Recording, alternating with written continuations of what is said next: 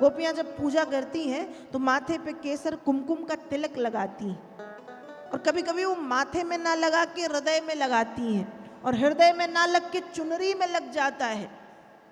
और आज वही केसर कुमकुम से युक्त चुनरी गोपिकां पृथ्वी पर बिछा रही हैं। आओ कृष्ण इस पर बैठो, आओ कृष्ण यहाँ आओ, आओ कृष्ण इस पर पधारो।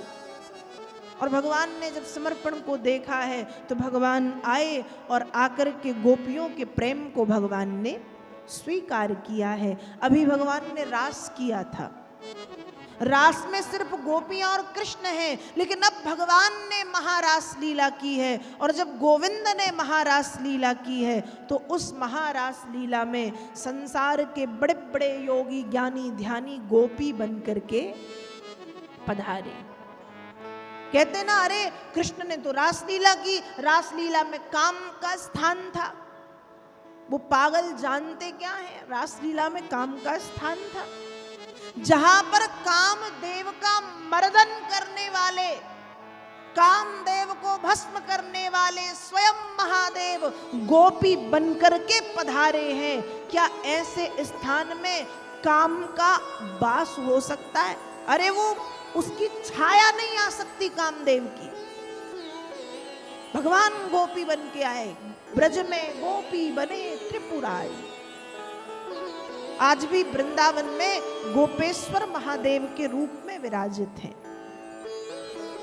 जब भगवान को पता चला कि महाराज शुरू हुआ है तो पार्वती जी से बोले हैं कि हमको सजा दो, रास में जाना है। पार्वती जी बोली, सजा तो दूं स्वामी, पर पकड़े जाओगे।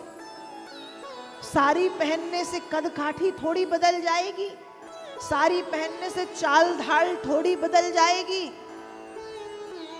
भगवान ने कहा वो मेरी समस्या, सजाओ। पार्वती जी ने कहा मुझे क्या, सजा दिया। कैसे सजाया? खूब सुंदर सी साड़ी पहनाई, गजरे वजरे लगा दिए, खूब 16 श्रृंगार किया, लंबा सा घूंघट लेके महादेव चले। और जब महादेव चले और जब कुछ गोपियों ने देखा तो देखते देखते सोचती हैं, हमने गोपियां तो बहुत सी देखी हैं, लेकिन इतनी लंबी चौड़ी गोपी पहली बार देखी है। ऐसे लग रहा है कि 8-10 गैयों का दूध अकेले पीती होगी।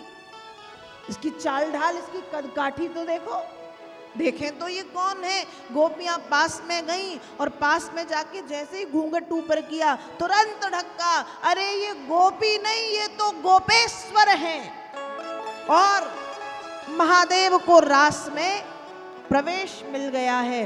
गोपी बनकर के महादेव पधारे हैं, कृष्ण की गोपी बनके। ध्यान रखो, यहां गोपी का मतलब श्रृंगार नहीं है। यहां गोपी का आज हम वृंदावन में देखते हैं, लोग सोचते हैं गोपी, गोपी मतलब गोपी वाला तिलक लगा लो, कंठी पहन लो और गोपी वाली ड्रेस पहन लो तो हम गोपी बन गए। गोपी किसी ड्रेस का नाम नहीं है, गोपी कंठी पहनने का नाम नहीं है, गोपी तिलक का नाम नहीं है।